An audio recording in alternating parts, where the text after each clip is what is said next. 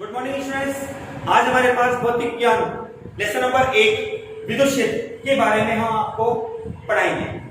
Video को हम आगे बढ़ाने से पहले एक्चुअल में इस पार्ट में हमारे पास होगी स्थिर आवेश। सर्वप्रथम आप इस चीज को जानिए कि स्थिर आवेश है क्या, स्थिर आवेश किसे कहते हैं। तो स्थिर आवेश के रूप में हमारे पास एक शब्द आता है धारा वैद्युतिकी। धारा वैद्युतिकी स्टूडेंट्स, आपको ये जानकारी होनी चाहिए कि धारा वैद्युतिकी है क्या। धारा वैद्युतिकी है क्या, आप इसको क्या और कैसे कहेंगे।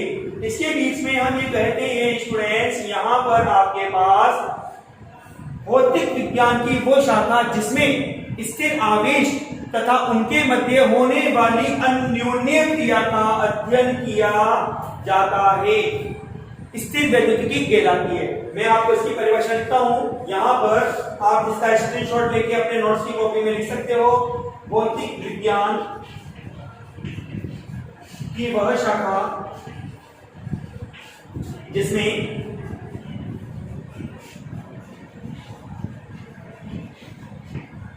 स्थिर आवेश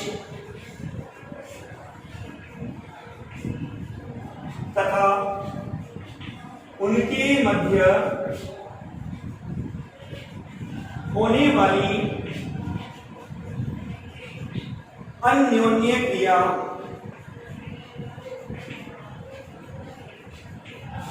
का अध्ययन किया जाता है।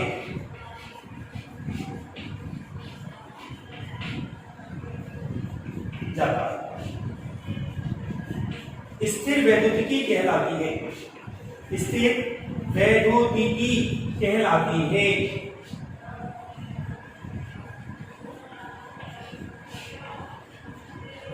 स्टूडेंट्स, आप इसका स्क्रीनशॉट लेके अपनी फेयर कॉपी में इसको नोट्स के रूप में लिख सकते हैं। एक्चुअल रूप में मुझे इस लेसन को आगे बढ़ाने से पहले आपको इस चीज की जानकारी देना जरूरी होता है कि स्थिर वैद्युतिकी है क्या, आप इसके बारे में क्या पढ़ेंगे। ठीक है स्टूडेंट्स, आप इसका स्क्रीनशॉट ले लीजिए। आप स्क्रीनशॉट लेके अपनी फेयर कॉपी में इसको नोट कर सकते हैं। ठीक स्टूडेंट्स, अब मैं आपको इसके बारे में कुछ और घटना बताता हूं आपको यहाँ पे, जिसके रूप में अपन ये कहते हैं यहाँ पे हमारे पास कि आवेश से संबंधित 3 घटनाएं अपने को देखने को मिलेगी इस पूरी भौतिक ज्ञान 12th क्लास में। जिसमें सबसे पहले रूप में अपन कहेंगे जब आवेश Q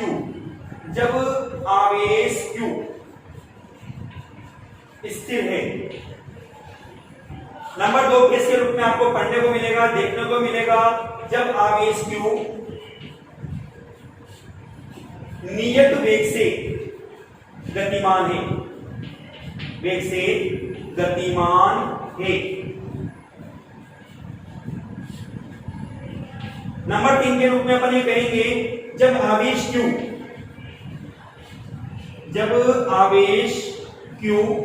परिवर्तित वेग से गतिमान है।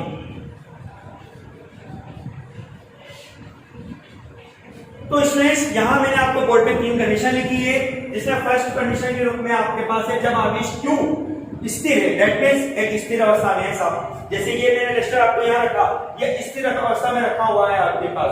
तो ऐसी परिस्थिति में इस स्थिर आवेश के द्वारा विद्युत क्षेत्र E का निर्माण होता है। हम विद्युत क्षेत्र को E के द्वारा यहाँ पर दर्शाते हैं।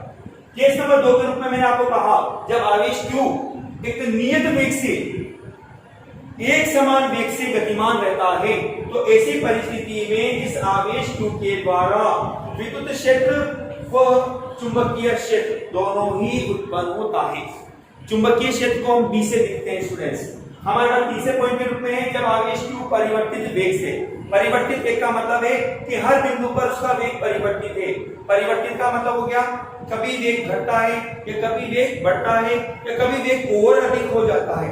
तो ऐसी परिस्थिति में आपके द्वारा यहाँ पे विद्युत क्षेत्र व चुंबकीय क्षेत्र तो उत्पन्न होगा, लेकिन साथ में आपके पास यहाँ विद्युत चुंबकीय तरंगे भी उत्पन्न होती है। कंसिस्टेंस विद्युत चुंबकीय तरंगे। जहां मैं आपको इस टॉपिक को पढ़ाने का एक रीजन और बताता हूं। देखिए स्टूडेंट्स, हम हमारी कंटिन्यू स्टडी में हम देखेंगे यहाँ पर कि जब आवेश Q स्थिर है, दैट मींस विद्युत क्षेत्र, आप देखेंगे कि लेसन नंबर 1 से लेके लेसन नंबर 6 तक आप इसी केस को पढ़ोगे जिसमें आप स्थिर आवेश और उनके मध्य होने वाली क्रिया का अध्ययन करोगे। केस नंबर 2 के रूप में जब आवेश Q नियत चाल से या नियत वेग से गतिमान है, तो ऐसी परिस्थिति में हम chapter number 7, chapter number 8, chapter number 9, chapter number 10 के बारे में पढ़ेंगे। दैट मींस आपके पास ये तो 1 से 6 तक का रिलेशन होगा, ये 7 से लेके 10 का रिलेशन होगा आपके पास। और चैप्टर नंबर पॉइंट नंबर 3 आपके पास है, मैंने बोर्ड पे लिखा है, जिसमें आवेश Q परिवर्तित वेग से गतिमान है।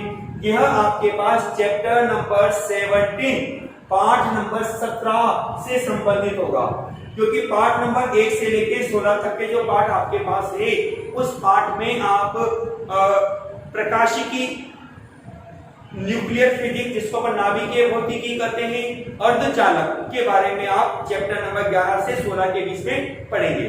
चैप्टर नंबर 17 जो आपके पास है, जिसमें आप विद्युत चुंबकीय तरंगे, जो कि आपके पास ये पॉइंट्स मैंने आपको लिखा है, इसके बारे में आप यहाँ पर पढ़ेंगे। विद्युत चुंबकीय तरंगों के बारे में मैं आपको शॉर्ट में बता देता हूं कि विद्युत चुंबकीय तरंगे सामान्यतः 7 प्रकार की बनती है, जिनमें रेडियो तरंगे, सूक्ष्म तरंगे, अवरक्त तरंगे, पराबैंगनी किरणें, एक्स किरणें, गामा किरणें और दृश्य तरंगे। ये हमारे पास विद्युत चुंबकीय तरंगों में 7 प्रकार की तरंगे प्राप्त होती। स्टूडेंट्स, अब हम हमारी वीडियो में लेसन नंबर 1 को आगे बढ़ाते हुए, ये मैंने आपको जो भी जानकारी दी है, बेसिक, केवल बेसिक के बारे में जानकारी दी, आपको रूपरेखा, लेसन नंबर 1 की रूपरेखा के बारे में मैंने आपको यहाँ पर बताया है। अब मैं आपको अपने लेसन नंबर 1 के बारे में आगे हम कंटिन्यू करेंगे, जिसमें हमारा सबसे फर्स्ट टॉपिक है विद्युत आवेश। देखिएगा, फर्स्ट टॉपिक हमारे पास है आज का विद्युत आवेश। हम विद्युत आवेश के बारे में क्या जानते हैं, किसे कहते हैं, क्या घटना घटेगी, कैसे होगा, ये सब डिस्कस हम हमारे इस टॉपिक के बारे में करेंगे। चलिए सर, हम यहाँ पर इस विद्युत आवेश को आगे बढ़ाने से पहले हम इससे कुछ साइंटिस्ट हैं जो इस विद्युत आवेश की खोज के लिए सामने आए थे। सबसे पहला एक वैज्ञानिक था गिलबर्ट। गिलबर्ट क्या कहता है कि एक अंबर एक पदार्थ है जिसकी विशेषता के रूप में कहा जाता है कि यह एक पीले रंग का रेजिन होता है। रेजिन एक प्लास्टिक जैसा होता है आपके पास। इसके बारे में यूं भी कहा गया है कि यह टेथिस सागर के किनारे पर प्राप्त किया जा सकता है। किसके किनारे पर? टेथिस सागर के किनारे पर यह प्राप्त होता है। जैसे किसी भी नदी के किनारे पर आपको पत्थर, मिट्टी के कण प्राप्त होते हैं, ऐसे ही वहां टेथिस सागर के किनारे पर पीले रंग का एक लिक्विड जैसा पदार्थ मिलता है, जिसको हम गोंद के रूप में बोल सकते हैं। यह गोंद ही उसने गिलबर्ट ने अंबर नाम दिया उसको। अंबर के रूप में अपन सामान्यतः शब्द होता है इसका इलेक्ट्रॉन। इसका एक सामान्य अर्थ के रूप में अपन कहते हैं इलेक्ट्रॉन। अंबर को उसने क्या किया, ऊनी कपड़े से रगड़ा और रगड़ के रख दिया साहब।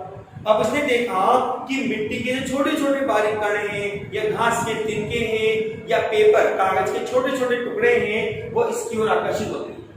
लेकिन इसने अपनी जो इस एक्सपेरिमेंट है इसको इसने आगे नहीं बढ़ाया, बस वहीं खत्म कर दिया। तो इसलिए इसका नाम ज्यादातर किताबों में पढ़ने को नहीं मिलता। लेकिन उसके बाद हमारे पास एक वैज्ञानिक आया, थेल्स। कौन सा वैज्ञानिक है? थेल्स, जिसकी इंपोर्टेंस हमारे सिलेबस में कुछ ज्यादा है इस टॉपिक में। थेल्स से कहता है कि आपने एक कांच की छड़ ली, जिसको आपने रेशम के कपड़े से रगड़कर लटका दिया।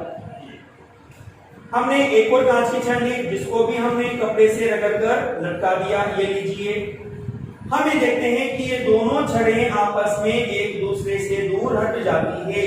ये स्टूडेंट्स आपके पास है कांच की छड़।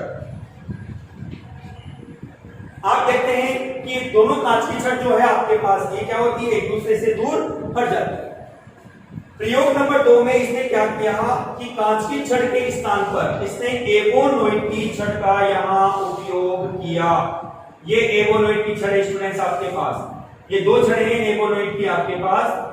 हम ये भी कह सकते हैं एवोनोइड का एक नाम और होता है जिसको आबूनस की छड़ भी कहा जाता है। जस्ट एक प्लास्टिक की जैसी छड़ होती है, मैं यहाँ इसका नाम लिख देता हूँ आबूनस। आप बोल दीजिए इसको, या अपनी बुक के अकॉर्डिंग इसको एवोनोइड भी बोला जा सकता है। एवोनोइड की छड़।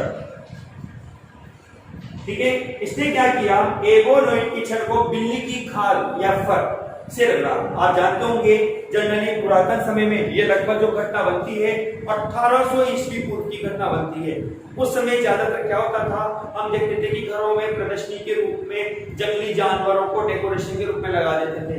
तो उस दौरान वैज्ञानिक थेल्स के सामने और कोई चीज तो दिखी नहीं, तो उसने क्या किया, वो जानवर की खाल ले ली और ऐसे ही कोई सफाई वगैरह कर रहा होगा और रख दिया।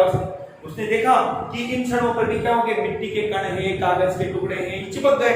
लेकिन इसने थोड़ा डिफरेंट बनाने के लिए कह दिया कि मैं एगोनोइड की छड़ लेता हूं और एक आबुनस या एगोनोइड की छड़ को लेकर बिल्ली की खाल से रगड़ा और दोनों छड़ों को मैंने लटका दिया। तो हम ये देखते हैं कि दोनों छड़ें एक दूसरे से दूर हट जाती है। तीसरे प्रयोग के रूप में इसने ये कहा इस तरह से, यह एक तो ली इसने कांच की छड़, एक तो ली इसने कांच की छड़ और इसके पास में ही यहां पर इसने एक और छड़ ली जिसको उसने एगोनोइड की छड़ नाम दे रखा है, जिसको उसने बिल्ली की खाल या फर से रगड़ा है, वो रखा और लटका दिया। तो इसने देखा, ये तो है स्टूडेंट्स आपके पास कांच की छड़, ये आपके पास है एगोनोइड की छड़,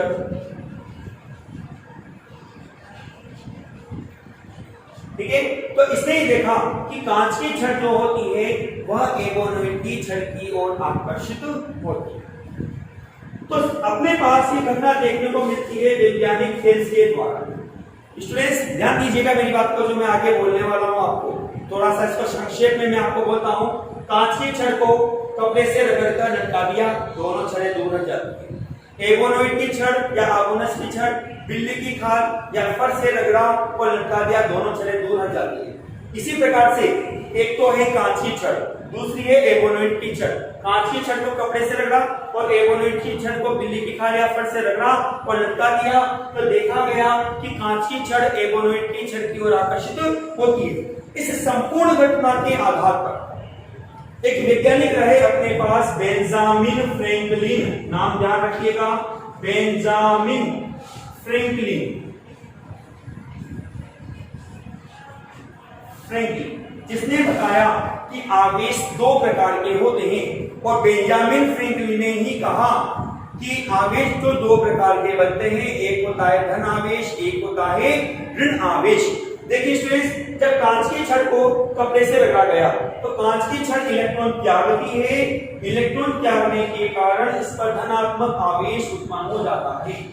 उसी प्रकार से जब एगोनोइड या आबुनस की छड़ होती है जिसको बिल्ली की खाल या फर से रगड़ा जाता है तो इस पर ऋणात्मक आवेश उत्पन्न हो जाता है, इस तरह से, ठीक है। यहां आप देखते हो इस चित्र में कांच की छड़ है जिसको आपने कपड़े से रगड़ा, कपड़े से रगड़ने पर इस पे धनात्मक आवेश उत्पन्न होता है। यह एगोनोइड की छड़ जिसको आपने बिल्ली की खाल या फर से रगड़ा, इस पर ऋणात्मक आवेश उत्पन्न होता है। ये लीजिए, ये ऋणात्मक आवेश आपके पास उत्पन्न हुआ। तो हम ये देखते हैं वैज्ञानिक बेंजामिन फ्रैंकलिन ने ही बताया कि आपके पास जब आवेश समान प्रकृति के होते हैं तो इनके मध्य प्रतिकर्षण बल और असमान प्रकृति के आवेशों के मध्य आकर्षण बल कार्य करता है। स्टूडेंट्स, इस तरह से हमने यहाँ दो बातों के बारे में जाना। नंबर एक, जो कि वैज्ञानिक बेंजामिन फ्रैंकलिन कहते हैं अपने पास आवेश दो प्रकार के बनते हैं, जिन्हें इन्होंने ही धन आवेश और ऋण आवेश नाम दिया। ध्यान रखिएगा, आवेश दो प्रकार के बनते हैं, धन आवेश और ऋण आवेश।